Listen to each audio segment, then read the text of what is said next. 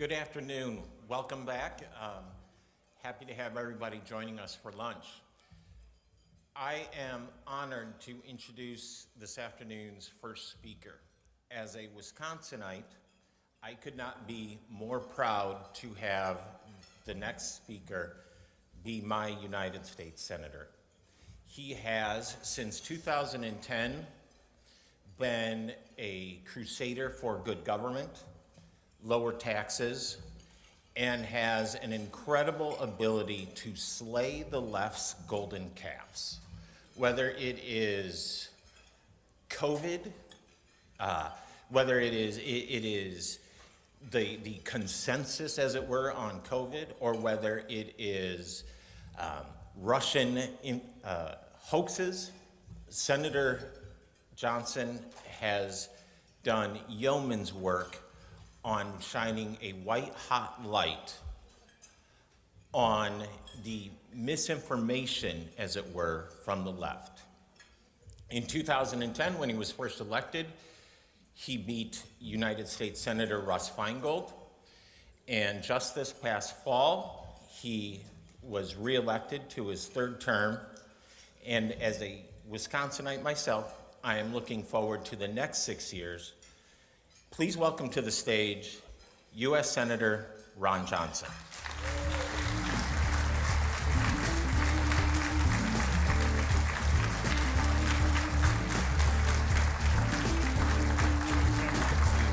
Thank you.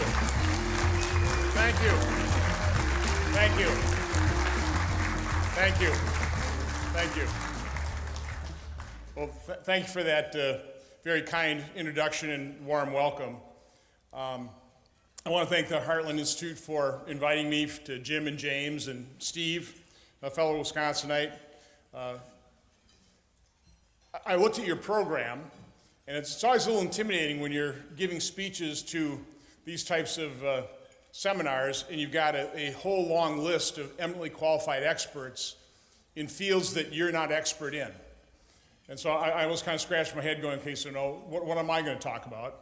I'll have to thread that needle, but what I'll try and do is I'll try and provide you my perspective on the topic of climate change. I have noticed, again, going through your presentations here, you've already talked about, or you've had presentations on climate change, you've had presentations on ESG, you've had presentations and discussions on the Great Reset.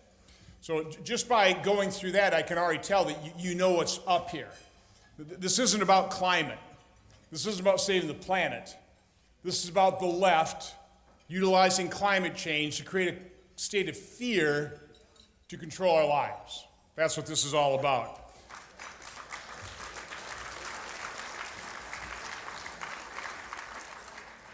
Because you have to probably realize, as a U.S. Senator, I'm probably the most ridiculed United States Senator, particularly on climate.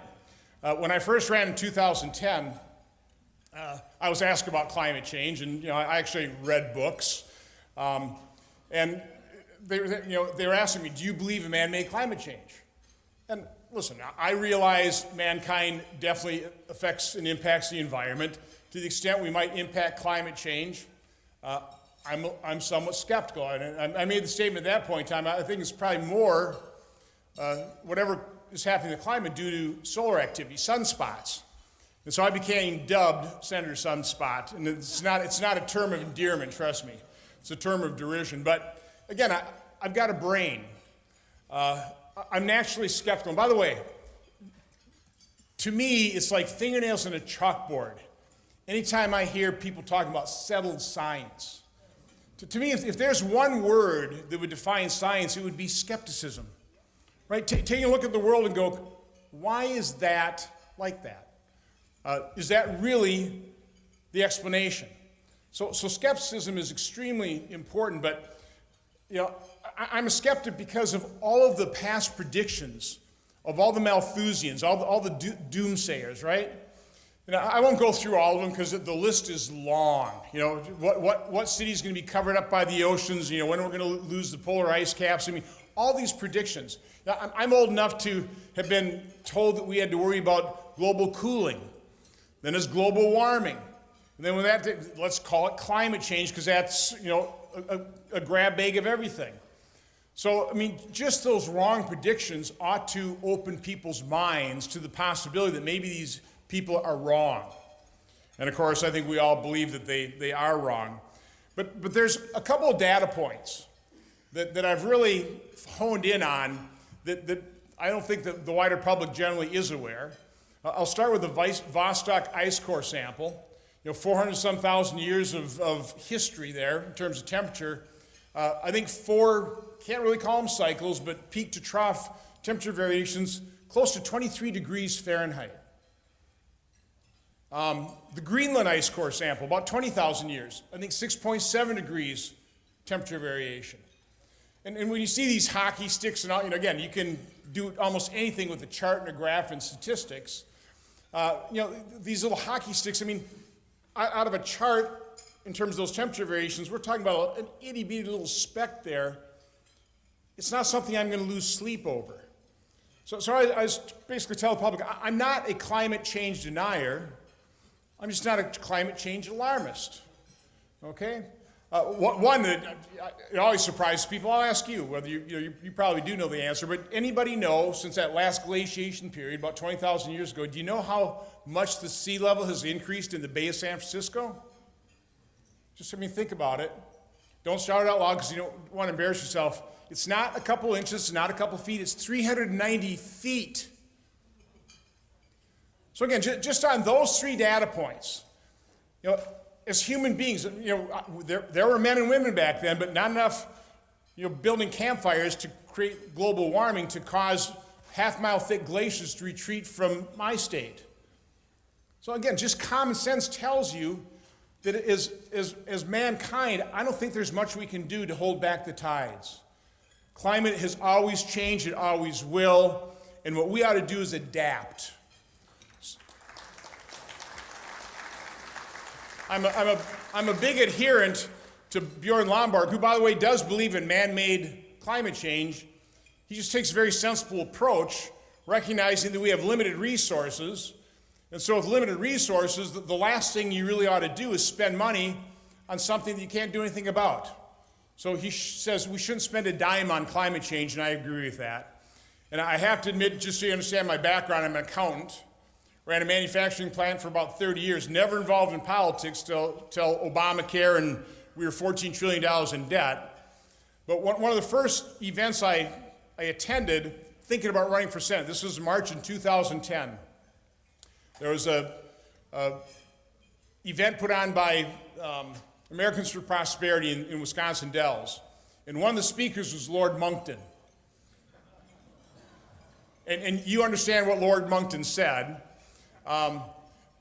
I've repeated that, but not out loud. I did this in front of a group of Republican women in Wisconsin when somebody asked me about climate change. I said, well, I kind of take the Lord Moncton approach. I think climate change is, and did the exact same thing there. They recorded it, and CNN read my lips, and that was a news story for a couple of weeks. So anyway, you understand my skepticism here, right?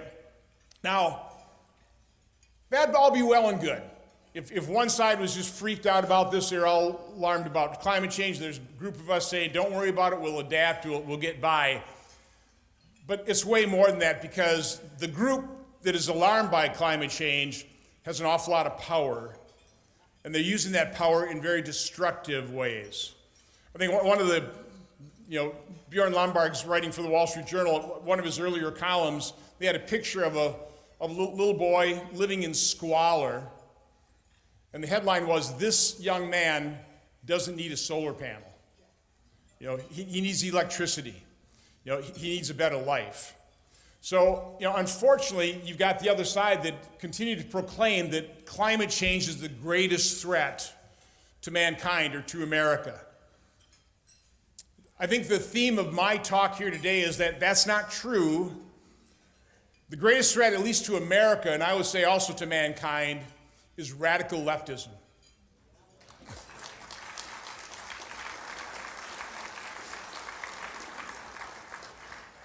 And there's so many ways to prove that, but one of my starting points would be just to have you contemplate Venezuela, an oil-rich nation, a highly successful nation, probably the most prosperous nation in South America until Hugo Chavez.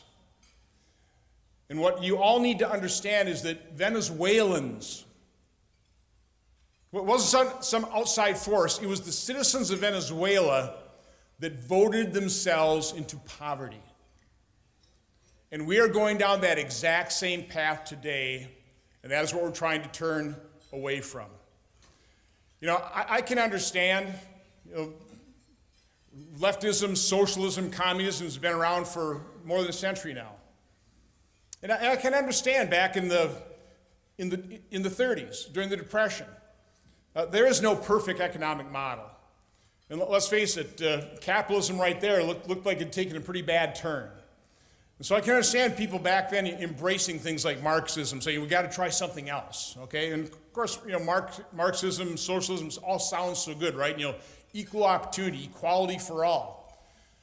The problem is it didn't work. And we've seen example after example, the Soviet Union, China, Cuba, Venezuela. We've seen communism, socialism turn into totalitarianism. We've seen the deaths of tens of millions of people as a result of it. So again, having a brain, looking at evidence, you take a look at that and go, well, okay, I understand why somebody tried it, but let's not continue trying it because it will never work. And one of the advantages of being a United States Senator is you do meet some really interesting people, very capable people, brilliant people. One of those individuals at a similar type of event like this was David Horowitz. I was invited to speak at his event. I got to spend a couple hours with him. And if you haven't read about David Horowitz or things he's written, please do. He's a brilliant mind. But his parents were communists. He was a communist until his group of fellow travelers murdered somebody, then he saw the light. And so again, I'm kind of asking him this question. So obviously socialism doesn't work, communism doesn't work. What are these people thinking? I know they're not stupid. What's the deal here? He said, yeah, no, Ron, when they look at Stalin or Castro or Chavez or Maduro, they're thinking in their own minds, because they're utopians. They're thinking in their own minds, well, I'm just a lot smarter than the people who've tried this in the past. I'm a better angel. So give me all this power, and again, literally, we'll create heaven on earth. That's their mindset. We need to understand that about these people. So what unifies the left is power. Everything they do is that quest for control over lives. I mean, as conservatives, we don't get that. Now, I think it's complicated enough running my own life, trying to take care of my own family, improving their life. But that's not the mindset of a leftist. Now, all of us, I did appreciate Governor Sanders' response to the State of the Union when she was talking about, this is just crazy what they're doing, right? I mean, you're here, you're thinking all these things are just crazy. But when they're in power, they implement this craziness. I mean, I call this the list of horribles. Biden, who Obama's defense secretary said is wrong on every major foreign policy decision in the last 40 years, and now he's president. So he has the embarrassing and dangerous surrender in Afghanistan, which has emboldened Putin and Xi, the Ayatollahs, the madman in North Korea. Very dangerous when you exhibit the kind of weakness. I mean, it's a disaster. I mean, leftism doesn't work. Take a look at what they are doing on the border. Obviously, if you're going to have a sovereign nation, you need a secure border. And they're completely ignoring the human depredations, the human trafficking, the sex trafficking, the drug trafficking of an open border, but they maintain an open border. It's not real difficult to understand what causes inflation. It's too many dollars chasing too few goods. So what have they been doing? They've been printing dollars, trillions of them. Then they wonder why we have inflation. Look at crime. I mean, who would think that the solution to crime is to defund police or basically say that we're not going to prosecute anybody who's shoplifting unless it's over $1,000? You get a lot of people shoplifting $900 worth. So again, we're conservatives. We look at this as crazy, but they have power. And that's what's so destructive about what they've tried to do with climate change. But I think another one of my main points here is climate change was just a test case. It's just one example. What I want to spend a little time on is talking about what they really looked at as an enormous, once-in-a-generation opportunity, and that's the pandemic. Okay? Have you noticed that the response to the pandemic was a miserable failure? Have you noticed that? I mean, by their own data, and by the way, they're not being honest, they're not being transparent, so you got to take this with a grain of salt, but by their own data, over 1 million Americans lost their lives due to COVID. Over 6 million people globally. The shutdowns didn't work. The masks didn't work. I think the most egregious offense in this whole process is not only did they not treat COVID patients, they sabotaged early treatment. And by the way, there was a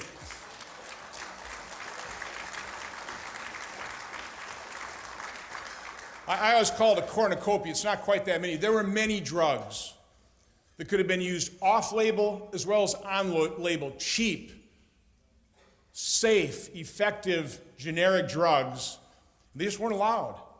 I mean, what other medical condition don't we say that early diagnosis allows for early treatment, which produces better outcomes? So what we always try and do, we try and detect cancer. We do try and do that across the board, but not for COVID. With COVID, we said, we're going to spend tens of billions of dollars on tests to try and flatten the curve, which of course it didn't do, but we didn't stop testing. And it didn't work, but it didn't stop it. But it was all about flattening the curve so that they could control our economy. So it was completely crazy what they did. They're not being held accountable for it. And I think one of the things that I've really gotten involved in is not only pushing early treatment, but because of my advocacy for early treatment, because I was opposed to the shutdowns very early on, I was very early connected with a global network of eminently qualified doctors and medical researchers. Now, I'm not a doctor, but have I gotten a medical education over the last couple of years?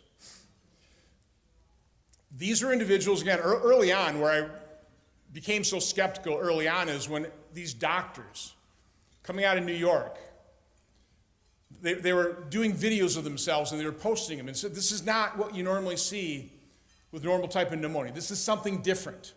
And they were trying different things, and those videos were being pulled off the internet. A couple doctors in California talking about they were treating a lot of patients who think COVID was a lot more prevalent. That video was taken down. The doctors that I had testified before my committees have been vilified. They've been terminated. They've been sued. They've had their hospital privileges revoked. Why is that? So, all those things didn't make sense to me. I cannot tell you exactly what has happened here, but it's made me highly skeptical. But because I was connected to that group of doctors, I was fortunate to talk to, and I want to talk about one in particular, a gentleman called Dr. Michael Yeadon. Have you heard it? Okay. So just so those who haven't, 30 years he worked for Pfizer. His last assignment was Senior Vice President of Research. His specialty is in toxicology. He left Pfizer and started his own biologic companies, did things in partnership with Pfizer for 10 years. So again, he wasn't anti-Pfizer, he wasn't anti-vaccine, he's not anti-pharmaceutical. But when he heard what his colleagues were designing in terms of this vaccine, he couldn't believe it. He was literally beside himself. One of my first conversations with him, he said, Ron, I know what they know. I was educated with these people, the health ministers, the people in these research centers, the heads of the pharma companies. I know what they know. I know they're lying to us. I know they know they're lying to us.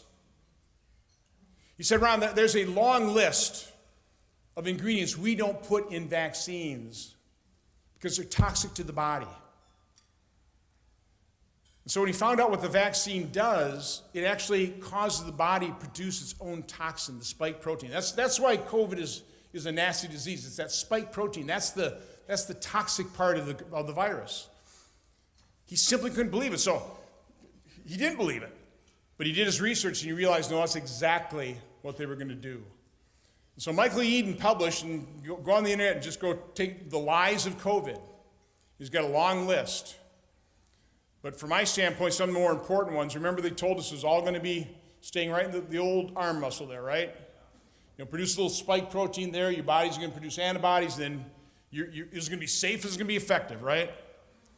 They knew that wouldn't happen, by the way, because they packaged it in something called a lipid nanoparticle, which is designed to permeate difficult to permeate barriers, like the blood-brain barrier, like the placental barrier. So, by the way, they did a biodistribution test study on that lipid nanoparticle. They didn't release it to the public. Japanese regulators had FOIA requests to get that information, but then now we have it. The lipid nanoparticle distributed all over the body. It concentrates in things like the ovaries and the testes. It can penetrate the blood-brain barrier. So they knew that ahead of time, and yet they lied to us and said it was going to stay in the arm muscle. It's also important to know and I apologize, I don't mean to scare people because I know a lot of people here are probably vaccinated. But I'm talking about this because I'm trying to warn people. You need to have informed consent. But the messenger RNA, what it does is not only does it enter the cell and ask that cell to produce a toxin to the body, which, by the way, then the body attacks, which is why you get myocarditis, why you get inflammation. But it also juices the mitochondria, the engine of the cell. Gee, what might happen if that lands on a cancer cell? So I won't go any further, but I knew this talking to Michael Yeadon back in October, November of 2020, before the vaccine ever got its EUA, its emergency use authorization. And so I tried in my limited way, because I'm not a doctor, I tried to warn the American public to just be cautious. I tried to warn government officials. I mean, Gert Vandenbosch was warning the public, warn the WHO, the 4-page letter, do not mass vaccinate into the midst of a pandemic. You'll drive variants. You could have antibody-dependent enhancements. Again, all kinds of things that we didn't know. And maybe of all that I've learned in this process with these doctors and medical research is I've learned how little we do know. I mean, it's amazing what we know. It really is. It's amazing how far science has progressed, whether it's in climate or meteorology or medical science. It's amazing what we know today. But I would argue we still know a lot less, a whole lot less. We don't know versus what we do. So as human beings, as government officials, we got to have a little modesty when we're making decisions and when we're taking people's freedom away. And that's really kind of my main points. The main reason I ran, freedom. It has been depressing to see how many of our fellow citizens have just willingly and are willingly giving up their freedom for this false sense of security, whether it's on climate change, whether it's on the pandemic. One thing when I talk to young people, it's my main message is please, please understand how crucial freedom is to this experiment we call America. Understand how crucial freedom is to your ability to live a good life, to embrace and exercise those inalienable rights of life, liberty, and the pursuit of happiness. We just simply aren't aware of that to the extent we should. So I did want to take some questions. I think I have some time, here. But let me end on this note. One of the reasons I ran again, the primary reason, is because nobody else was advocating for the vaccine injured. So I'm talking to you about this, okay? On VAERS, the Vaccine Adverse Event Reporting System, the last numbers I have, 34,478 deaths worldwide reported on VAERS. Over 1.5 million adverse events. Now, two problems with VAERS: it doesn't prove causation, but it generally dramatically understates the number of adverse events. So you have to multiply that by some factor. There have been studies, only 1% are reported, 10%, we don't know.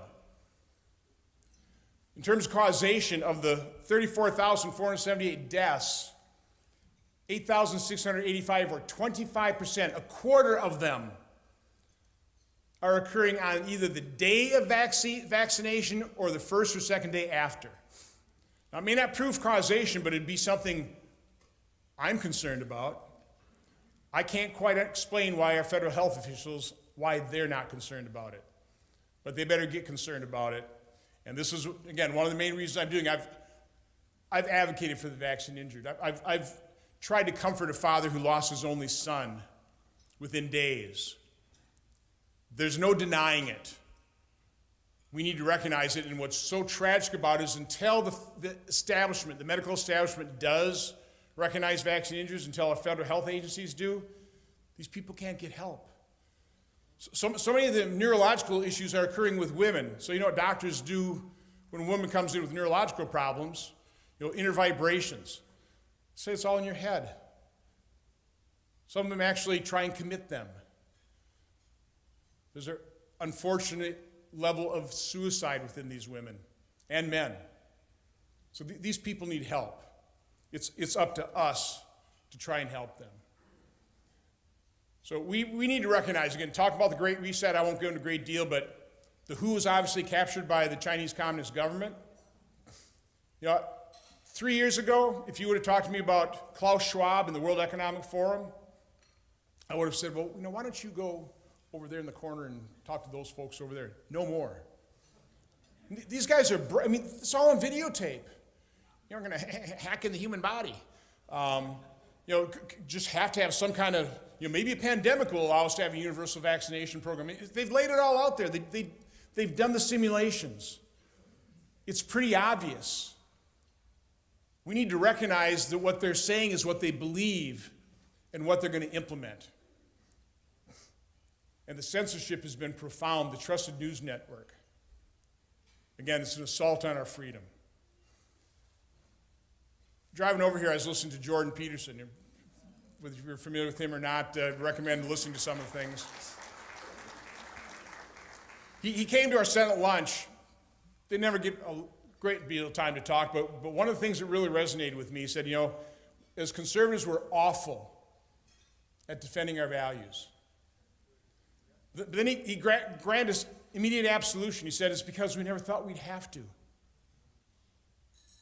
Whoever thought, for example, the solution to crime was defunding police or not arresting people shoplifting?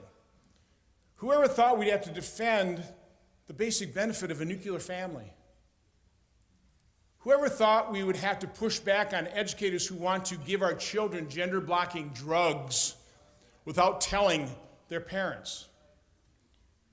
Whoever thought these children's hospitals that saved my daughter's life as an infant, with open heart surgery, rebaffled the upper chamber of her heart. Her heart operates backwards today. She's 4 years old, has 2 children. Whoever thought those children's hospitals would be mutilating minors? Again, we all think this is crazy. The left doesn't. And the left is backed up because the masterstroke of the left was taking over our university systems, right? Back in the 60s, during the Vietnam War protests, I remember it well. So when you control our university system, you control education departments, our journalism schools, our law schools, you control our culture. And it's all coming to fruition. So they can control the narrative. On COVID, I call it the COVID cartel. The administration, the health agencies who've been thoroughly captured by Big Pharma, and Big Pharma has also captured the media through their ads, and big tech social media giants. There it is. There's the COVID cartel. They're the ones that sabotage early treatment, causing hundreds of thousands of deaths that didn't have to occur. These people they will never admit they're wrong. And the body count is so high, they can't afford to be proven wrong. But here's the problem. they have the power to make it very difficult to prove them wrong. So what we are all engaged in our own individual ways is a fight for freedom. It's the essential ingredient in this experiment that is so rare and precious in human history. It's a fight for freedom. It's not somebody else's fight, it's our fight. It is a fight that we absolutely must win. So thank you, Heartland. Thank you for being here. Thank you for being engaged in that fight. Never give up. Keep on fighting.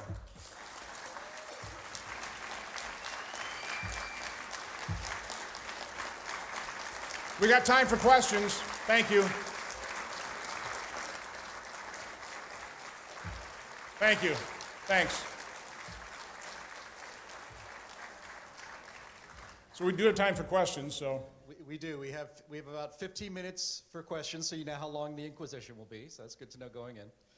If you have a question, please raise your hand. A microphone will find you. We request that you stand up, you identify yourself so that the senator knows to whom he is speaking, and we will start right here.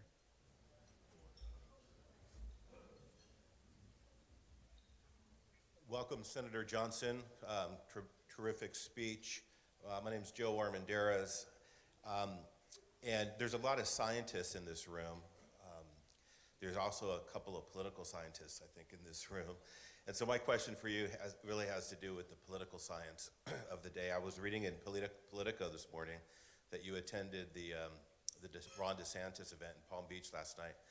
And I know that you said that you're not going to make an endorsement, but I'm wondering if you would answer a hypothetical question for me. Probably not, but go ahead. Which is, would you ever consider joining a presidential ticket? Because I'll tell you, Senator, in all seriousness, there aren't many Republicans who talk like you do. I mean, there just really isn't. So let me answer it this way, okay? I think it's pretty widely known that I did not want to run for a third term. I mean, I think Lauren will definitely back me up on this. The level of dysfunction in Washington, D.C. is just profound. And for an accountant, for a business guy, I mean, it drives you nuts, okay? I'm not asking you to feel sorry for me. It's not boring, but it's enormously frustrating. But because of that, my attitude is different than, I would say, most members. What do you think is the number one motivating factor of most members of Congress? It's not mine. I'd rather not be there. And so when you have that attitude, I mean, it does, you're going to speak the truth as best as you can articulate it. But no, I have no further aspirations. I mean, I can't imagine anybody wanting to be president, quite honestly. I was telling James and Jim earlier, I've got one portrait in my office of George Washington, primarily because he didn't want to be president. And as a result of that, he set the unbelievable example when they would have crowned him king to say, no, I'm going to serve for 2 terms, and then we're going to have a peaceful transition. And that set the stage for 240 plus years of a marvel that we call America. So, but I appreciate the comment. Senator Johnson, Tom Moser from the free state of Texas. The question is, the Democrats have as a nucleus of their campaign against carbon dioxide, which is against fossil fuels, which is against cheap energy, which is against the economy. So my question is, why doesn't the Republicans take on that challenge and say climate change is false, it's not true, and carbon dioxide is good?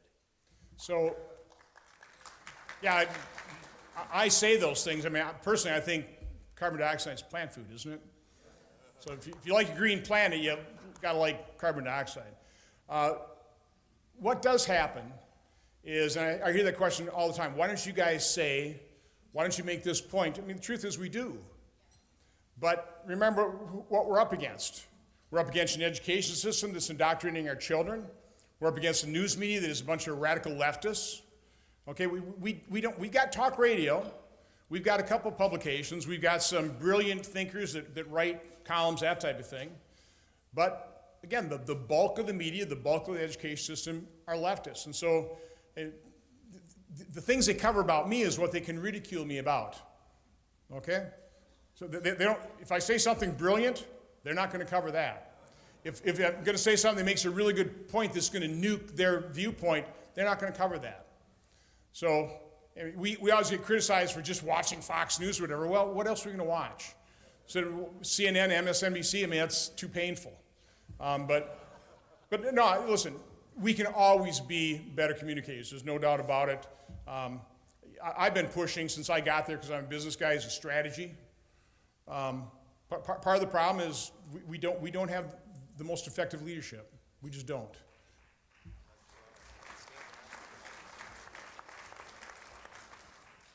Senator Johnson, Terry Hill, I've been to a number of hearings you've held on the grid.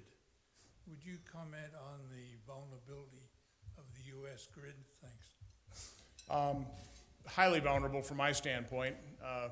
One of my enormous frustrations is when I became chairman of Homeland Security, I was visited by, is it Cooperman? Hank Cooperman? Whatever. Anyway, the two gentlemen brought me a book about EMP. I'd heard of it, but I wasn't overly concerned about it. I just didn't understand the full threat it represents. So once I was educated on it, I started holding hearings. It took me a couple of years just to pass a bill, because the argument was, do we need a strategy or do you need a plan to deal with EMP? Again, that's how nonsense this is.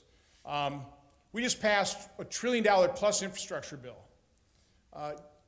I was talking during that process, tried to offer an amendment to set some dollars aside to buy these large power transformers. Which, by the way, if we get hit by an EMP, which is high altitude nuclear blast, okay, or even a GMD, we missed one by a couple days in 2012. The Carrington effect fried telegraph wires. Can you imagine what a really massive solar storm, a GMP would do to, or GMD would do to our electronics right now? So one of the things to do is fry these large power transformers, which we can't replace. Not anytime soon, and if you shut down all of our power, you won't be able to. That's where you get these books talking about 99% of the population be wiped out in a massive EMP. So the solution would be, well, let's buy some of those things, put them on site, so if something like that were happening, we could hook it into our electrical grid. You think we did any? Now part of the problem is I cannot get, because I'm not an electrical engineer, I've never been able to get from the people that are scaring me about this, well, what's the solution? We've talked about capacitors, we've talked about these large power transformers. Well, how many do we need? Where do we need to locate them? So nobody's taking it seriously. Drives me nuts. But no, I think our electrical grid is highly vulnerable. We're making it more vulnerable with all the green energy crap. I was just talking to somebody from Texas, about 50%. That's like Chip Roy was telling me, 50% of the Texas electrical grid is going to be powered by wind and solar. And this is after they literally missed a catastrophic event by a few hours or whatever. They were able to get it back online before it would have been offline for a lot longer because of very cold temperature. Again, it's insane what we're doing. It's insane that you have somebody actually win the presidency, say that he's going to end fossil fuels. What do you say, in 10 years? How are you going to do that without completely impoverishing our country? Again, this is lunacy. It's crazy, but the mainstream media makes it all normal. And so at least, around half, if not more, of our fellow citizens are buying this crap. It's a real problem. That's why I say it's up to us. It's got to be person to person. We've got to educate everybody we know about the lunacy and the destructiveness of the radical left.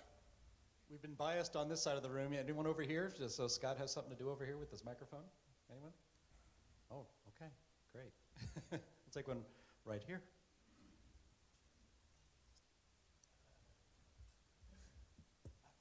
Senator Johnson, I'm Dr. Roy Eapen. I'm a doctor from Canada. And one of the things that I've noticed during this whole pandemic in your country and mine is the emergency powers used by the federal and state and provincial governments. Is there any way to limit that so that you need a 2/3 supermajority to invoke emergency powers? Because without those emergency powers, we would have been in a much better shape than we are. There's a way, sure. are we going to get it done? There's a very thoughtful presentation put together by somebody named Catherine Watt. She's a legal assistant, but she's just gone into the history of all the laws that were passed that just layered one on top of each other that have given the president, and particularly the Secretary of HHS, all this enormous authority. You know, the vaccines, they weren't purchased through the normal route, through HHS. They were purchased through Defense Department under an other transactional authority. So they were able to legally bypass all this stuff. Of course, there's no legal liability either. So there's a way, but the only way we're going to be able to change this is through exposure to the truth and get more and more of our fellow citizens understanding what's happened. You know, somebody earlier said there's a lot of scientists in the room. One of the enormous tragedies of the whole pandemic was just the corruption of medical journals, you know, with the Surgisphere, the studies that had to be retracted out of New England Journal of Medicine and Lancet. Fauci, federal grants, advertising, all that is corrupted. The media is corrupted our medical research. I would say climate change has corrupted scientific research, right? It's like when you're dependent on a grant from the government, and you know the government wants a certain answer, you're going to give them that answer. That's just obvious. It's obvious. So we've got to completely relook at these agencies, at this federal largesse, federal grant making. I don't think the FDA and the CDC are really recoverable. I think you've got to start those things from the ground up. Give the FDA the authority to ensure safety. Be monitoring the manufactured drugs. They're not doing that. Most of these drugs coming in from overseas, they're not over there in those plants. I've written a letter on the lot-to-lot variation. 80% of the adverse events of the serious ones came from 1% of the lots. I come from manufacturing. That is called a process out of control. And we don't even talk about it. I got no response other than the FDA say, oh, we didn't see that it's out of control. The CDC is an organization that should be tasked with gathering information so they can disseminate it to doctors and the public. They didn't gather the information we needed, or if they did, they're not giving it to us in an honest, transparent way. So again, there's corruption in the agencies, there's corruption, again, the capture by Big Pharma. There's a lot to fix right now, but it all starts with uncovering and then exposing the truth, which is not easy to do. Quick little example. You're probably familiar with the emails between Fauci and his basic cover-up of his funding of the Wuhan lab. There are 4,000 pages. My staff looked at them. Now, they're all heavily redacted. FOIA requests, the agencies can really redact. So to the point of absurdity, where you get pages that are completely black. So we went in there and we identified 400 pages that we wanted to look at without redactions. So we have to fight with HHS. Fortunately, my chairman, John Ossoff, agreed with us to look at that. Now, they didn't give us the pages. They allowed us to read 50 pages at a time in a reading room. Take notes, no copies, right? So we've gone through the 400 pages. We've gone through 350 of them. We're down to the last 50. They will not give us those last 50 pages unredacted, so you know where all the incriminating evidence is. And I'm hoping the House, Lauren, make sure the House subpoenas those 50 pages first, okay?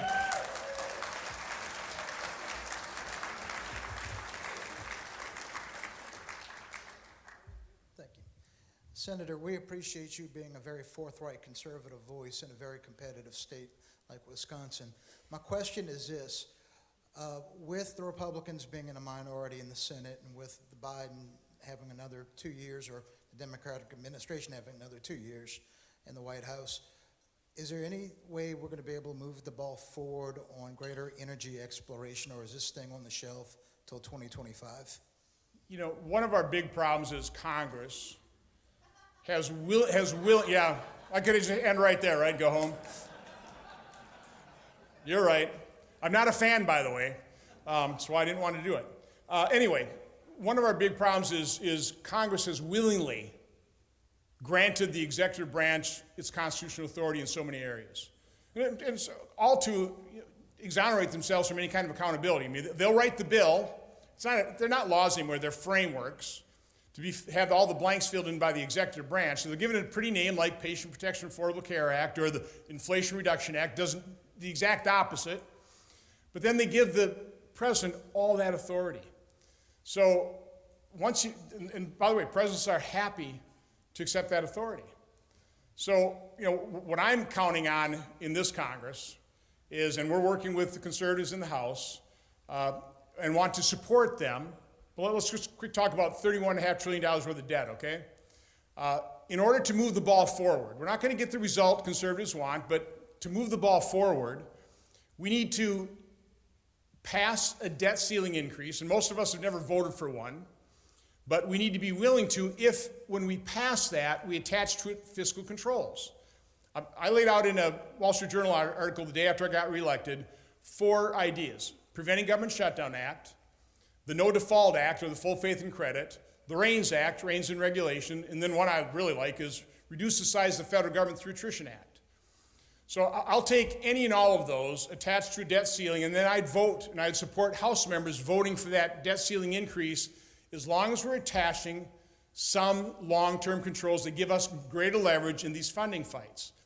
But it's crucial as a first step that the House passes an increase in the debt ceiling with those controls. Maybe, I'm happy to spending cuts, whatever they can do, with 218 Republican votes. If they can't do that, it's going to be a compromise of the Democrats, and we won't get what, we won't even take that first step in better fiscal controls. So again, there are ways of doing this. It's going to be a tough slog. There's nothing easy about it. But so much of the blame does reside with Congresses that have just tell the president, you take all the power, and then we'll just blame you. 2 more. Ron, right here. Yeah, Stan. Oh, he wants over there. Oh. All right. Yeah, Stan Goldenberg, Miami, from the moderately free state of Florida. There's still problems. But first of all, I encourage people, I avoid ever saying climate change is not real. That terminology is critical. Climate change is very real. The climate's always changing. Man-made climate change, that's the issue. But anyway, so enjoyed your talk. I have to go back and listen to it again. But I'm especially interested in the COVID stuff. I spent a lot of time, I was maligned at work. I'm a federal employee for daring to say anything that differed with CDC guidance, but I'm especially interested in you talking about making people accountable for the kind of treatment people got. I mean, I know people personally who got very sick or died because they were withheld from certain treatments. And is there any way to go after it? Just seems like an almost impossible thing. Well, again, this first step is exposing the truth, which is why I held in January 2020 a 5-hour event in the Kennedy Room in the Russell Building. It was called COVID-19: A Second Opinion. And I assembled, the McCullochs, the Malones, the Harvey Rishes, the eminent experts that I've been in contact with for well over a year, as well as vaccine injury. We followed that up on December 7th of last year with an event that I called, vaccines, what they are, how they work, or what they're doing in the cell, and how they can cause injury. So I think the way we get greater public awareness, and I'm trying not to use the vaccine injured, okay? I have nothing but the sincerest desire to help them, but they want to be used in this way to make the American public aware of what's happening and make them aware that the vaccines are not as safe or as effective as we were told or as we all hoped and prayed they would be, okay? So again, it's about getting the truth out. But when you take a look at what the VAERS are saying, when you take a look at, there's a group called goodsciencing.org that's tracking all the athletes that have collapsed on the field. There are over 1,600 over the last 2 years. I think 1,148 have died. That compares with, on average per year, about 26 to 60 in International Olympic Committee studies on this stuff. This is not normal. We take a look at all of these actresses and actors and famous people and young people that are just going to bed and they wake up dead. No, there's nothing funny about it. It's tragic. But you also notice whenever you read those accounts, They never talk about the vaccine status. They never talk about, yeah, we just got boosted 2 weeks ago. They just don't want to know, and we're not doing autopsies. I mean, we ought to be autopsying anybody who just dies suddenly. We need to get to the bottom of this. FAA, they are ignoring the pilot instance. I talked to Bob Snow, American Airlines pilot, marathon runner, no heart disease. His heart stopped 6 minutes after landing. Now, part of the problem with myocarditis is it screws up the electrical conduction in your heart. So an adrenaline rush, the theory is, it could literally cause heart arrest. Is that what's happening? I don't know for sure. And I'll tell you who else doesn't know, the federal agencies, because they're not even talking to the guy. American Airlines didn't talk to him. They're ignoring the problem.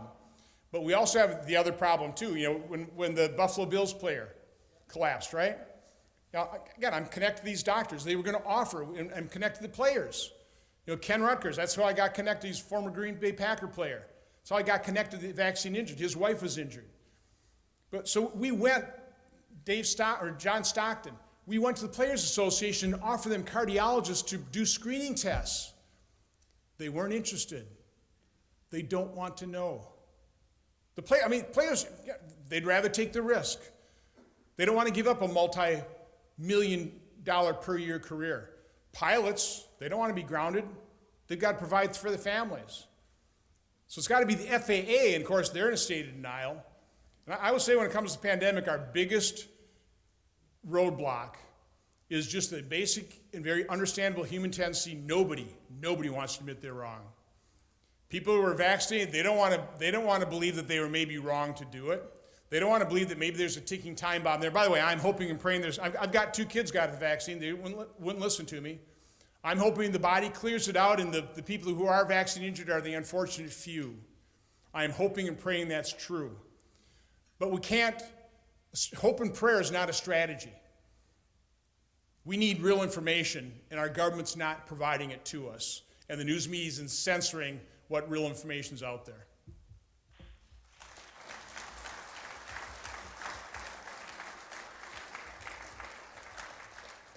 We have time for just one last question right here. My name is Donna Jackson. I'm the Director of Membership Development for Project 21 Black Leadership Network. Like you, I have a background in finance and accounting. I worked for Ernst & Young. I was Deputy Controller. Can you please get you and your colleagues to investigate all of this environmental justice money? It is not going into any black communities. I can get 50 black people on the phone right now, and none of them are prioritizing climate change policies. And the most egregious thing is they're using climate change policies to actually block black progress. Please, some oversight. It's going to climate change activists that actually bully black people if they stand up and say something about it, killing black jobs. That's the only thing. So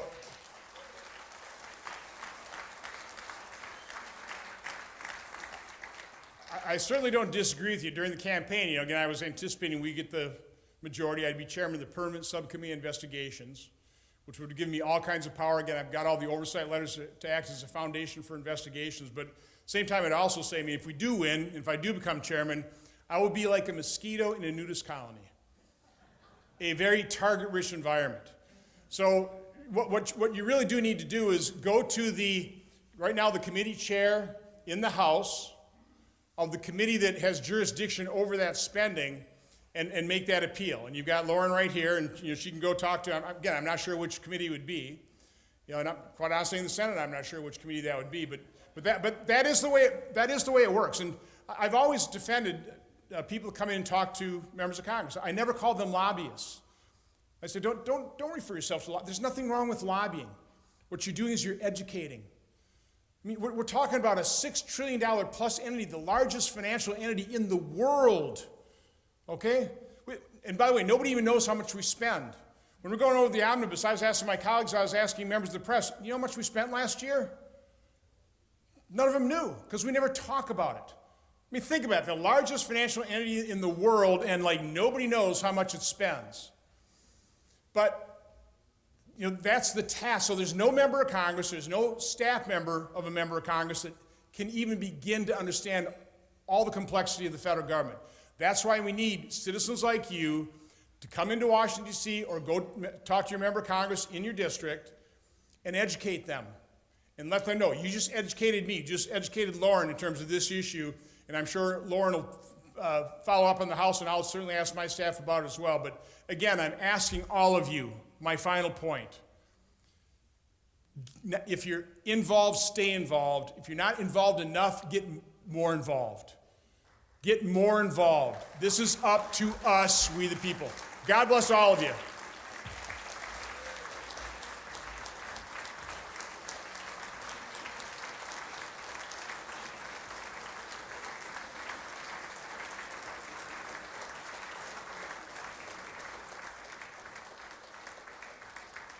Ladies and gentlemen, please welcome to the stage Heartland Institute President James Taylor.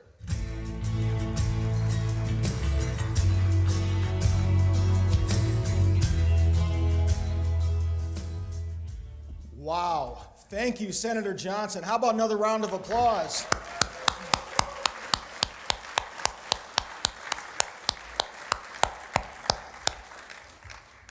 Senator Johnson, thank you especially for fighting the nonsense and the ever-changing stories and lies we've been fed by our federal government. What was it? First of all, it was 2 weeks to flatten the curve. Then it was social distancing will stop the spread. Then it was if we shut down all the small businesses and churches but leave the big boxes and the liquor stores open, that'll end COVID. Then it was if you get the vaccine, it's a dead end for COVID, that'll take care of it. Then it was there are no side effects whatsoever. And by Senator Johnson, many of us speak that truth among our friends. Senator Johnson goes out and says it publicly, and so many people are afraid to do so, and for good reason. You get clubbed over the head by it every day by the media if you say that.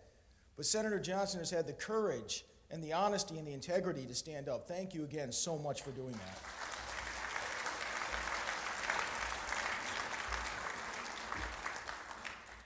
By the way, how cool is it that we have a United States Senator that is following and quoting Christopher Monckton?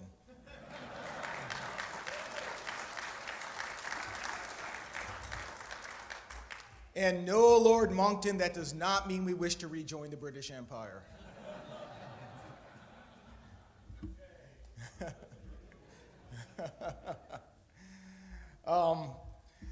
Leading up to the elections last year, I remember the speculation because Senator Johnson had made it clear that, look, I've done my service, I want to get back to my life. And it made many of us worried. And I guess out of selfishness, myself included, I'm thinking, come on, can you sacrifice just 6 more years? Because whether a Democrat or a Republican was going to win, who was going to fill that seat and do for the American people what Senator Johnson has done? Who's going to fight for freedom as strongly and as effectively as Senator Johnson? I don't care if you're a Democrat or a Republican. The odds would have been slim. And I'll tell you, at the Heartland Institute and elsewhere, and in the Taylor household, we rejoiced when we heard that news, and we rejoiced when you were reelected. So, on to another note. Oh, by the way, just one other note. One Senator Ron Johnson is worth 6 of just about anybody else in the U.S. Senate. Isn't that true?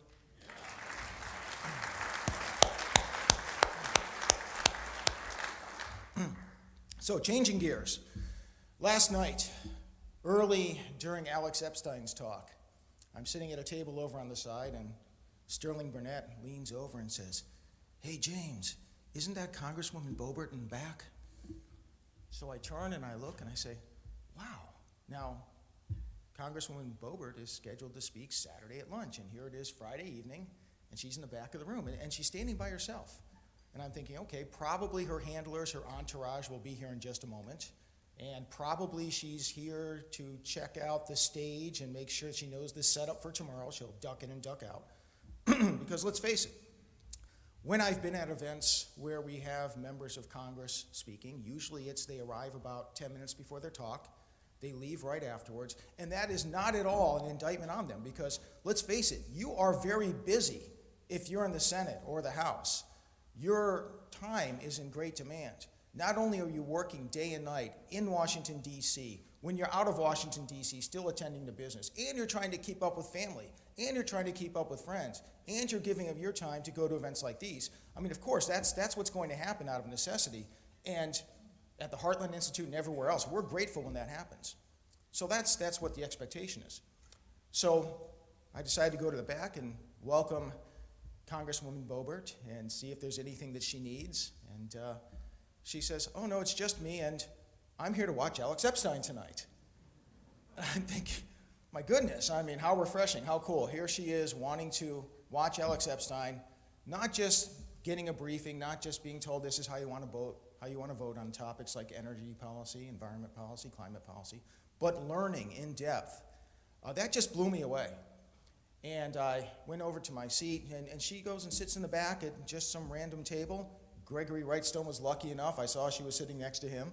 But she just grabs a seat and watches the event. So I go to my table and I text Jim Lakely, and I say, Jim, so after Alex's talk, recognize Congresswoman Boebert. Let people know she's in the back of the room. And Jim does so. And Lauren Boebert gets up and walks across the room, finds Jim, and thanks him just for that mention. I mean, that just tells you something about the person. Not just, hey, I'm here, of course she recognized me, but for her to make that effort. And it meant a lot to Jim. It meant a lot to me. So anyway, so the Congresswoman then, near the end of Alex Epstein's talk, is going to leave, and I think, okay, we definitely thank her for being here, and realizing that her time is in great demand, nevertheless say, hey, many of us each evening here, we're getting together in the bar, in the lobby. Some of us get together in the courtyard out back across from Benihana's. It'd be great if, we'd love to have you join us and just say hello if you get a chance. And she said, oh, yes, I'll certainly try to. But, of course, you know what that means because, I mean, she's really busy. It's just a nice thing to say. And now when I said that we're going to meet in the courtyard across from Benihana's, I didn't mention that we'd be smoking cigars. I didn't want to scare her off. So Alex Epstein finishes his talk. People are gathering in the lobby bar. About 15 of us are smoking the daylights out of cigars in the courtyard out back. It's like a Cheech and Chong movie. You walk into it, there's just the cigar smoke overwhelming everything. We're about an hour into this, and frivolity, and just having a great time, and I look up, and what do I see but Jim Lakely escorting Congresswoman Lauren Boebert to our Cheech and Chong set. And I'm thinking, I really should have mentioned the cigars before the courtyard, because this could get bad. I mean, worst case scenario, she comes outside, oh my gosh, look, I can't handle this, I gotta go. Best case scenario, a very polite, maybe 5 minutes, 10 minutes, which is what we would hope for in a best case scenario anyway, lift our spirits and, hey, I gotta go. But she has to deal with the cigar smoke, it's a little awkward. So Jim comes outside with Congresswoman Boebert. I said, thank you so much for coming. And by the way, does the cigar smoke bother you? We can put these out. And remember that point I made about maybe getting 5 or 10 minutes of a hello and lifting everyone's spirits? No, that didn't happen. The cigar smoke, that didn't happen. What happened was when I said, we can put these out, she says, oh, no, by all means. And now pushing my luck, I said, well, would you like one? So the 5 or 10 minutes didn't happen because Congresswoman Boebert, as busy as she is, as much as she's attending, not just to work, to family and friends, she hangs out with us for about 2 hours, taking in the Cheech and Chong set, and it was just a wonderful time and a wonderful giving of herself. And by the way, it wasn't just, hey, I'm going to say hello to everybody. Keeping in mind, none of us are in her district. None of us are big donors. But just the person that she is. For those of you who are lucky enough to smoke cigars and therefore were with us last night, it was like being with a lifelong friend and spending a couple hours talking about family, talking about faith, talking about just personal things we go through. I feel like I've known Congresswoman Boebert all my life. And by the way, it wasn't just speakers. It was anybody who was there. Introducing Congresswoman Boebert to Mark Morano. You could see her eyes light up because she knows who Mark Morano is. She follows his work. She follows the issue. Introducing her to Willie Soon, Dr. Willie Soon. Again, yes, I know your work. How amazing is it? Senator Johnson, who knows Christopher Monckton's work, Congresswoman Boebert, who knows Mark Morano's work, Willie Soon's work, and then takes the time just to, as a friend, get to know and share of her time. Thank you so much for that last night.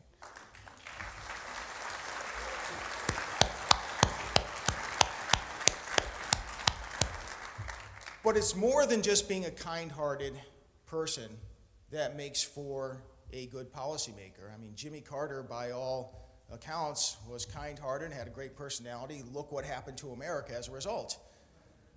For Congresswoman Lauren Boebert, it goes far beyond just being a truly wonderful, sincere, kind-hearted person. She is one of the greatest champions of freedom that we have in Washington, D.C.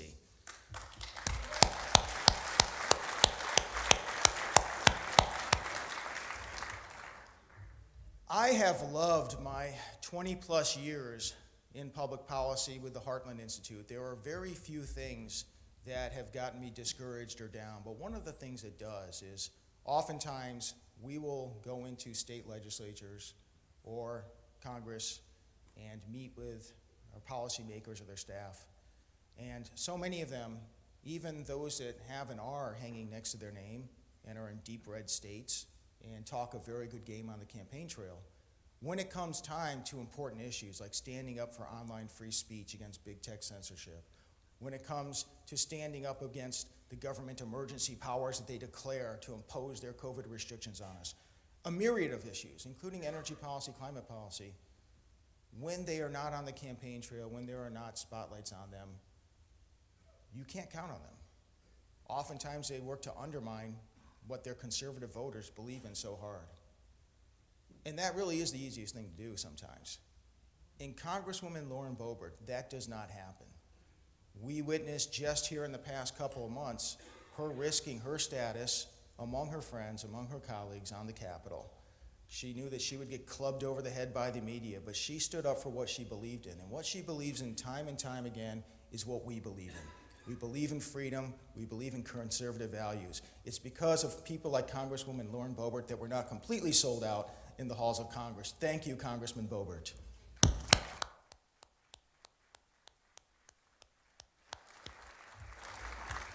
I've already spoken too long because you're here to watch, see, listen to Congresswoman Boebert, not me. So without further ado, I present to you, it's my great honor to welcome Congresswoman Lauren Boebert.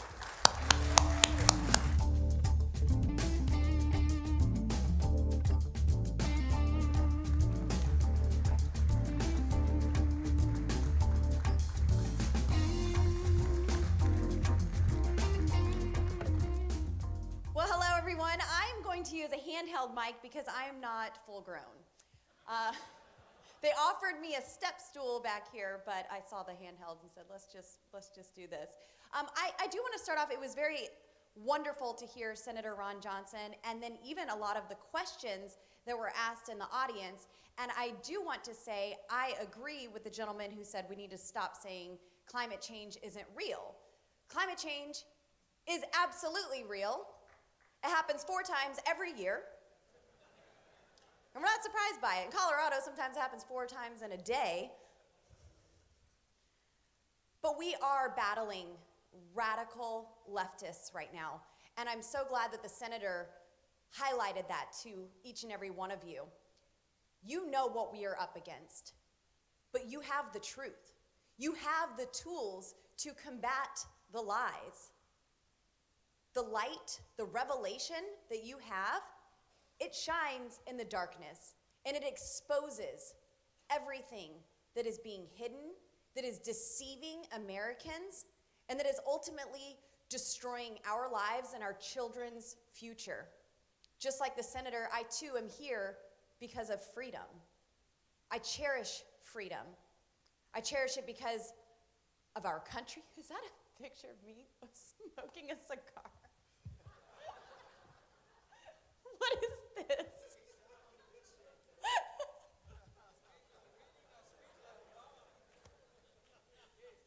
That's adorable.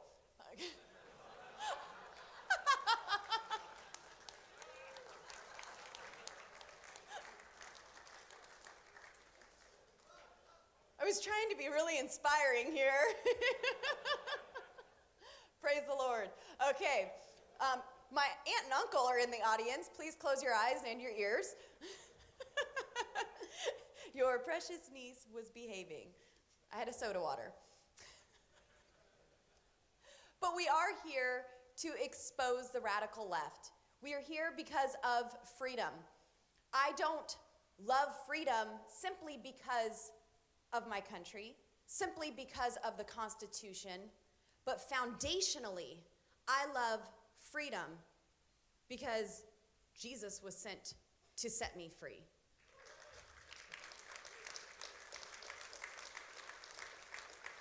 There's a deep-rooted passion for liberty, and that's what America was birthed from.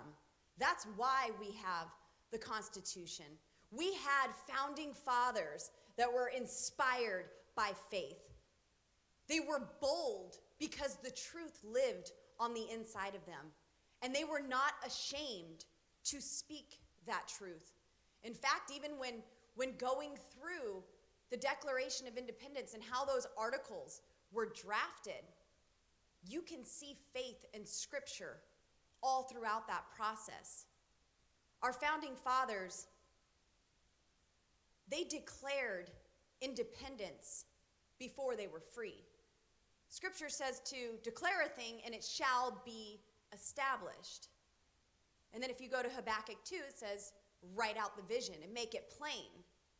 And that's what they did. They wrote out their declaration. And then, in the New Testament, it talks about calling things that be not as though they were. And that when you ask for something, when you pray for something, believe that you receive it. Well, what did our founding fathers do? They celebrated their freedom before they even went into battle. They celebrated that independence as though it already belonged to them. But then they knew that the work was theirs to do. The battle was the Lord's, but the work was theirs to do. So that's when they swore to one another their sacred honor and their lives and went out and obtained the thing that they believed in so greatly. That is why we are here, because we have that spirit of freedom on the inside of us. And there are so many people who want to take that away. Now, I enjoy Senator Ron Johnson's presence here, but also in Washington, D.C. He's one of the senators that we welcome into our House Freedom Caucus gatherings. We welcome him at the Conservative Partnership Institute because we know that he has a foundation of truth and that he is here for the right reasons, not to just be another politician. In fact, I think that he would agree with me that we're here because we can't stand politicians. People say one thing on a campaign trail. They make promises. And then they get to where we send them, and they govern a completely different way. They overregulate, they overtax, they overspend, they make excuses. They appease the left in their radical extremism because the narrative that the left has created, well, like you said, they'll get beat over the head with a club if they go against it. And so they make excuses, and they want to sit back idly by and just get reelected. In the first week of the 118th Congress this year, my friends and I proved that we aren't just looking towards the next reelection. We have heard from you, we have heard from our constituents that Congress is broken. We've heard from the senator today that there is profound dysfunction in Congress. And there are so many things that we can do right there in the simple rules package to address that. We don't have to pass legislation through the House, through the Senate, have the president sign it. No, it's our house. We are a self-governing majority rule body. And so we demanded that changes be made to the way we operate each and every day in Congress. And it took a few days to get it right, but I think it was worth it.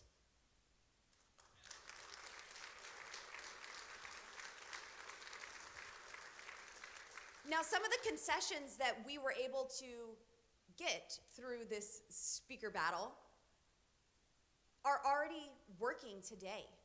We are already debating amendments on the House floor, something that hasn't happened in about 10 years. Every member of Congress can offer an amendment that is germane to a piece of legislation on the House floor and debate that amendment and get a vote on it.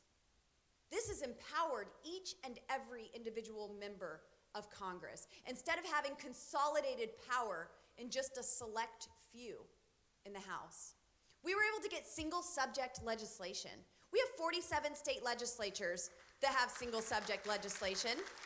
I think we need to do it at a federal level too. It's amazing that the amendments have to be germane to that single subject. There were so many bills that I voted against in the last Congress simply because it was a con. It was titled one way, but then it was loaded with a bunch of garbage that had nothing to do with the subject of the bill. Take the infrastructure bill that you heard some of today. $1.2 trillion, and only 9% of that $1.2 trillion went towards anything infrastructure related. It's a complete con. But that's what the left does with everything. They title it something amazing. How could you ever vote against this? Hoping that you will never actually open it up and see what's inside. They have the 30 by 30 program, the 30 by 30 initiative. They want to retitle this, or maybe they have retitled it, America the Beautiful. Well, doesn't that sound great? Who would ever vote against or be against or advocate against the America of the Beautiful initiative? I do think that the name is kind of fitting because it is very telling of what they want to do. We know that they want 30% of our lands and waters by the year 2030. They're actually increasing it. They want 50% of the land and water by 2050. And of course, they're going to want even more than that. So America the Beautiful is pretty fitting because they do want all of your land and water from sea to shining sea. But also in these concessions, we were able to get 72 hours to actually read a bill. Now, we had a 72-hour rule before, but it was something that was abused because 72 hours meant if you introduce a piece of legislation at 11:59 p.m., and then 2 days later at 12:01 a.m., well, hey, that's your 72 hours right there. We could go ahead and vote on this bill. No, members of Congress need to have time to read and understand what we were actually voted on, instead of being handed multi-thousand-page bills that spend trillions of dollars, and you have to pass it to find out what's in it. Will we put a stop to that?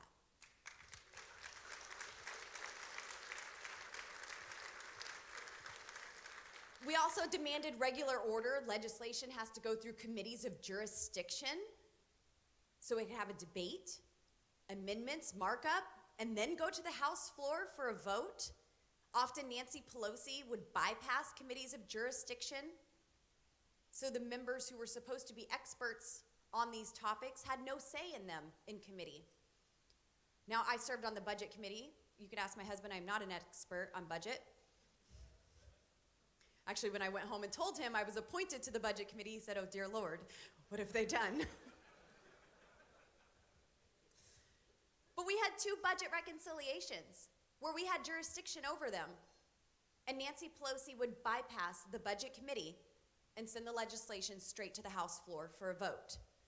So we demanded that we actually follow out this process. We want 12 individual appropriations bills where we will be able to address inflation, government spending, and defund every woke program that is currently in our federal government, piece by piece.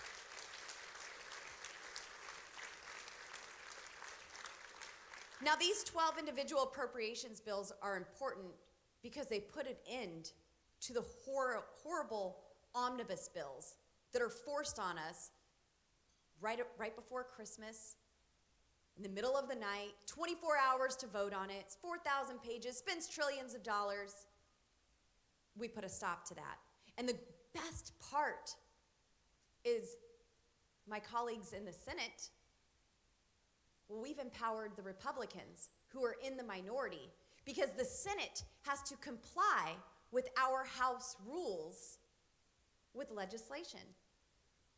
They have to send us single subject legislation, amendments that are germane. We need 72 hours to read a bill, 12 individual appropriations requests, or bills, and no omnibus bills.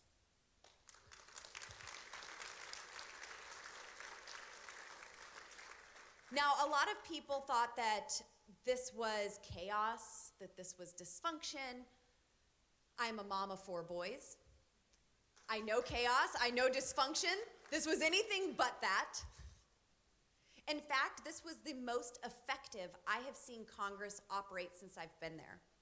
We had 434 members of Congress together in the House chambers, something I had not seen before the speaker's race.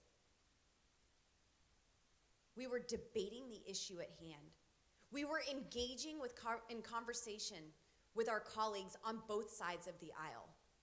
Relationships were created, relationships were strengthened, and at the end of this, the Republican Party came out of it more united and stronger than ever. I believe that what we did even empowered Speaker McCarthy to do a fantastic job, and he has every ability to be an amazing speaker because of the concessions that we were able to receive in this.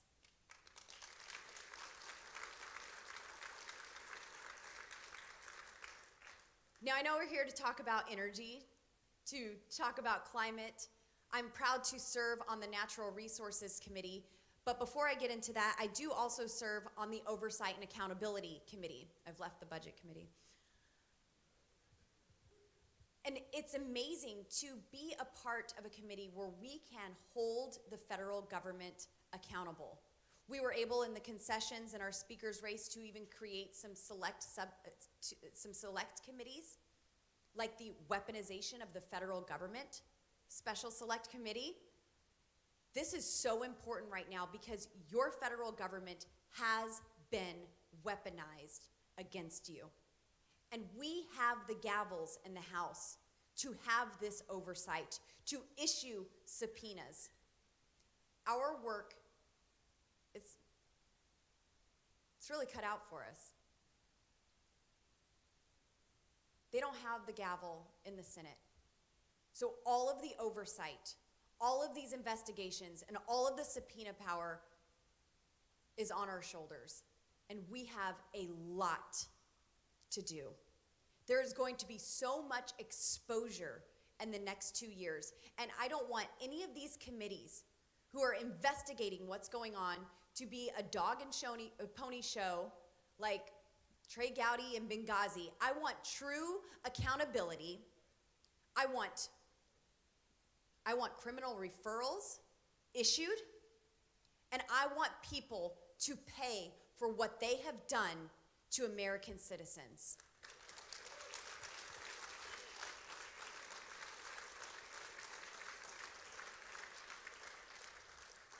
Now, this is my second term serving on the Natural Resources Committee. They decided to put sweet little AOC right across the dais from me.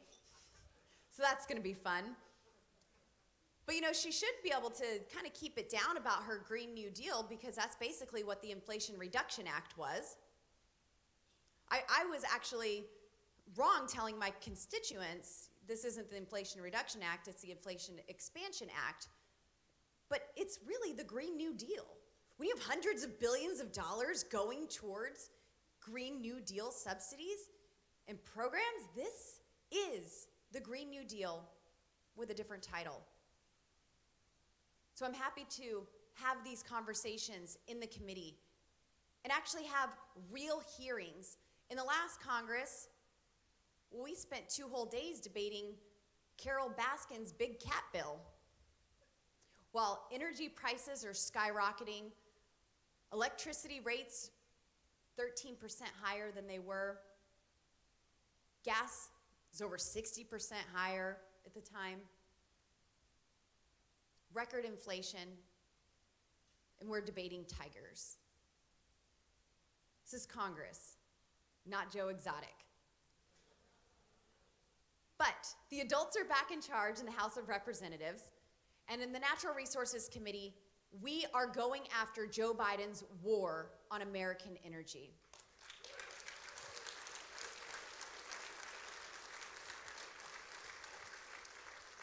Now, part of my story, my husband works in the oil and gas industry. He's drilled for natural gas for 20 years now. I worked in the oil and gas industry. I was a pipeliner. I located pipe. I did cathodic protection, installing anodes, protecting the pipe from corroding, and all of that with a GED. The American dream, folks. But I understand how great American energy is. I understand how we're the most regulated energy. We have the most regulated energy production in the entire world. Our oil is 42% cleaner than Russia's, or natural gas. This is so important for not just our country, but for our allies across the world. If you want to prevent what's happening in Ukraine, will allow us to unleash our full energy potential and export freedom across the globe.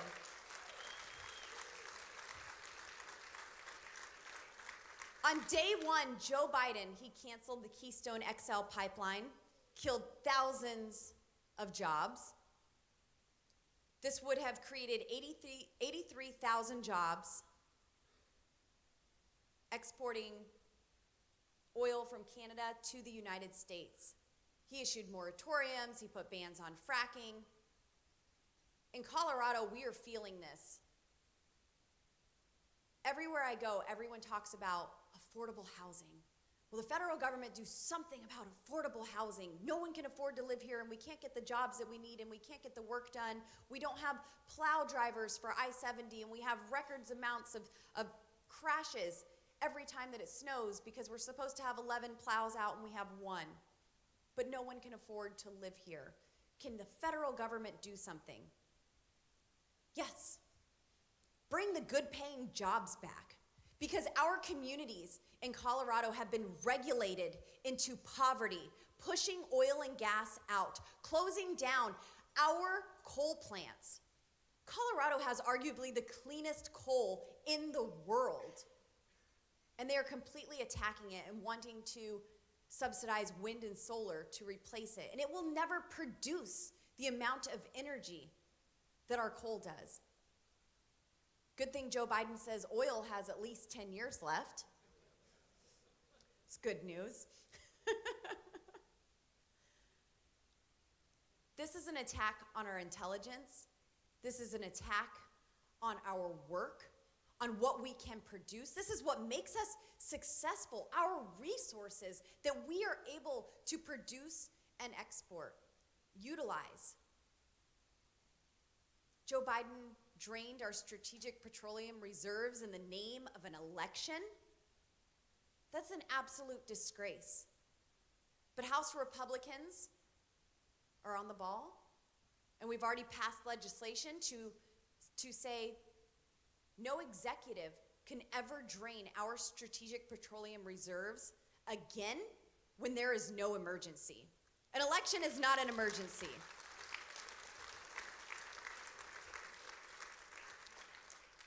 Joe Biden has locked up so much of our land and so much of our country's resources with a stroke of a pen. He couldn't get this passed through Congress. In fact, I was there last year when the Senate couldn't even pass a kidney stone. So Joe Biden gets his stacks of bills, stacks of executive orders, and signs them when he can find his pen. But it's destroying so much, so many of our capabilities. And this is what the left always does. The left will create a crisis from their bad policies, and then they'll address the symptoms of that crisis at your expense, the taxpayer, and then they claim victory. But it's their policies that are creating all of these crises that we need to address. There are so many reasonable things that we can do when it comes to our energy, when it comes to our environment. None of us want dirty air, polluted air, dirty water. No, we want clean air, clean water, healthy forests. We hear the left clamoring about carbon all the time. Well, in the West, there are 6 billion standing dead trees. The left won't let us harvest them. They're all creating a massive tinderbox waiting to ignite. In 2020, in my district, which is about half the state of Colorado, we had 3 of the largest wildfires on record. Now, just one of those catastrophic wildfires emits more carbon emissions in a few short days than every vehicle running in the state of Colorado 24/7 for an entire year. If you're serious about carbon emissions, allow us to manage our forests.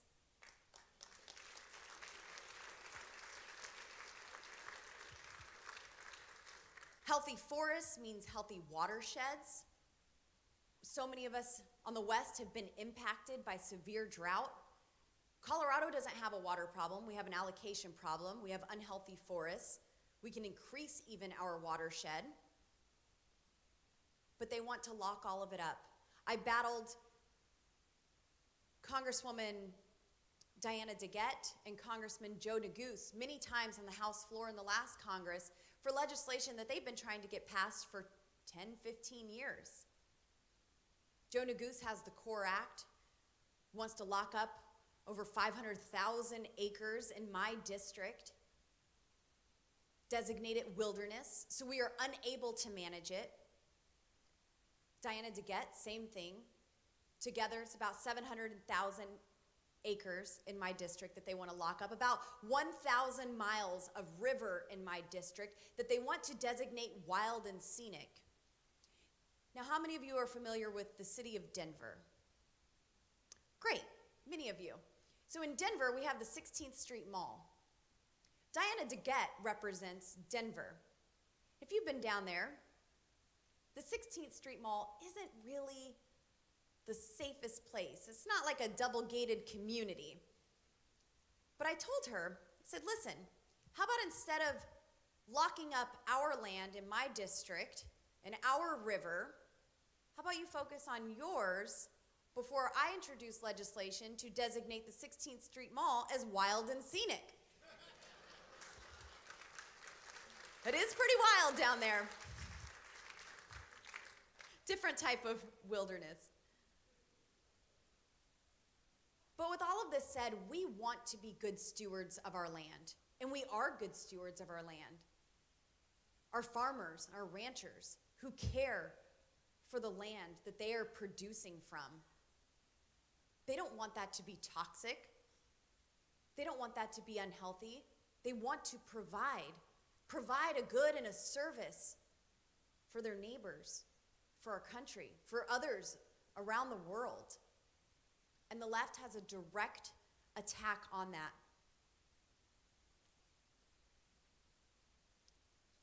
In everything that they do, it's backwards, and the American people are suffering because of their policies. Whether it's gas prices being $2.39 on day one of Joe Biden's presidency, or today the national average being $3.40 a gallon. In my district, people are paying $30 to $40 more per tank per gas. I had a man who was oddly not a fan because he was wearing a freedom hat, but I tried to talk to him. He recognized me. Nope, nothing to do with me. Saw him in the airport on my way here. I'm like, okay, I get it. But then he came up to me after the flight was over, and he said, hey, sorry about that earlier. Can you just do something about the energy prices and the gas prices? I'm working on it, buddy. Can you please start voting for different people?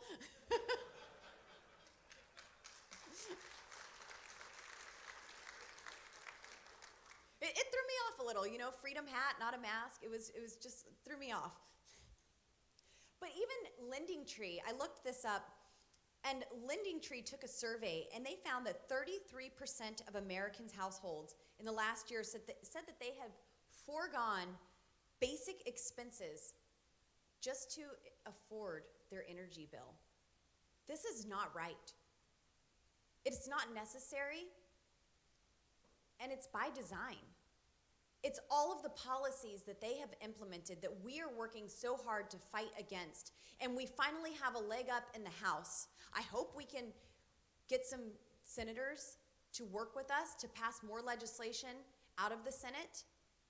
Hopefully we can have Biden maybe after a good bowl of applesauce, and he'll want to sign these into law, feeling kind of frisky. But we are laying the groundwork for what we can accomplish with a Senate majority and by taking the White House back. We're laying it all out there saying Republicans do have a plan. In fact, we have about 222 of them on most subjects. But we are working together to show Americans that there is a way forward, that we don't have to live in poverty and lack, that this is the land of the free because of the brave, that we can have a secure border, that we can be a prosperous country, that we can be, once again, energy independent and pursue energy dominance.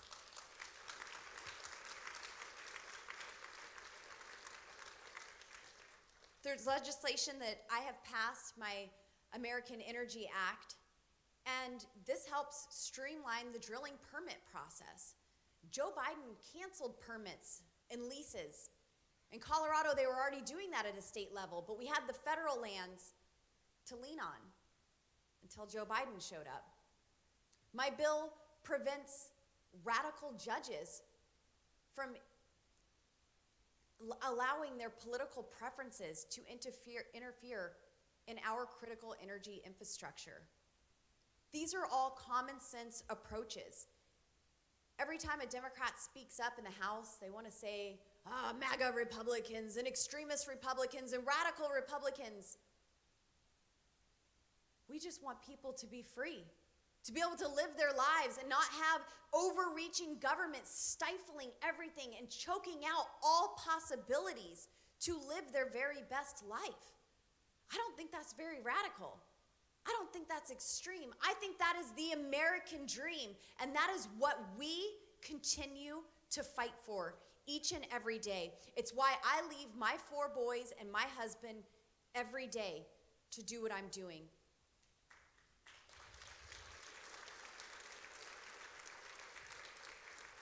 I do not want my children to live in a socialist nation.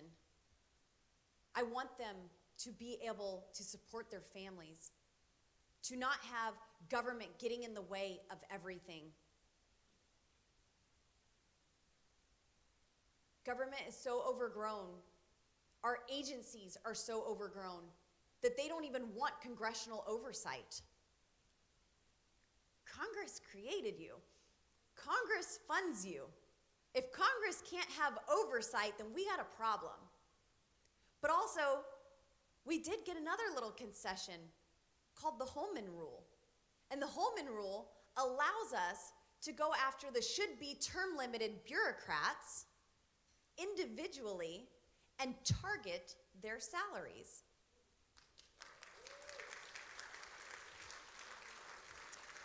Talk about power of the purse. Can you imagine if we would have had that in place and able to use that when Anthony Fauci was doing what he was doing? The highest paid bureaucrat in our federal government, earning more than the President of the United States, to go in and say, hey, buddy, I think it's time for a federal minimum wage for you.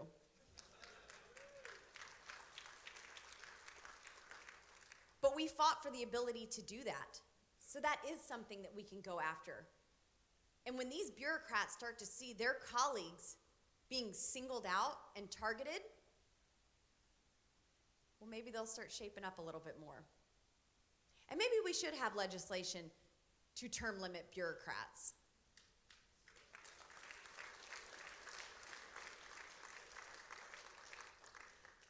I want to thank you guys so much. It truly is such an honor to be here. It was great to sit and observe Alex Epstein last night. When it comes to energy and energy policy, he's my muse. He truly is an idol. I've read his books. I've had him in committees to testify on very important topics. And it's just always encouraging and inspiring to see someone who's so passionate about our country, about energy, about reliable and affordable energy. And I'm so grateful to the Heartland Institute and CFAC for what they've done and put this together and bring all of these great minds together for this event this week to encourage you, to uplift you, to empower you, so you can go out and spread all of this. Don't be selfish, don't be greedy, don't keep it all inside. Share it with people because they need to know the truth. They are being lied to everywhere they turn. And just as you heard the senator say, at least half of them are believing it. There has to be truth being spoken. We have to be bold about it. We have the right policies. We have to be the right messengers.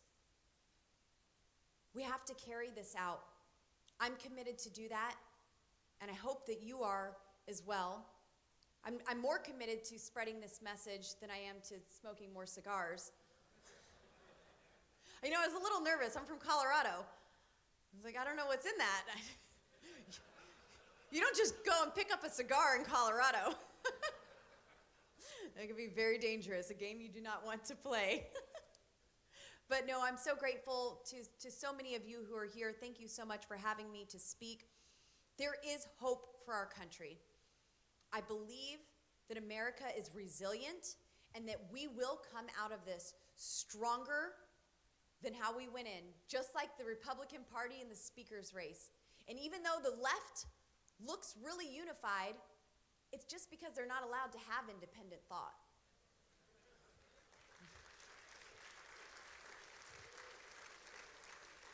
But thank you all so much, and it's been a pleasure getting to know so many of you. And I do want to just extend, if I may, an invitation. We're going to have a reception tonight at 5:30?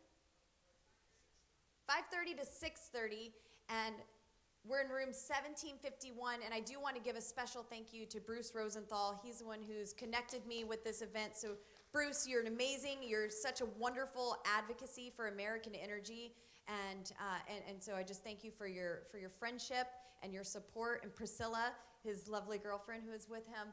And so you are all welcome to attend our reception if you're free. I'll have my books there, My American Life, and you can learn more about me, and we could chat, and we might even have some cigars.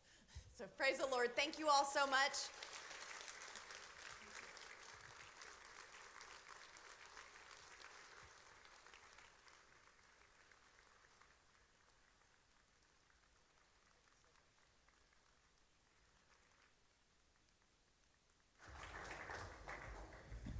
All right.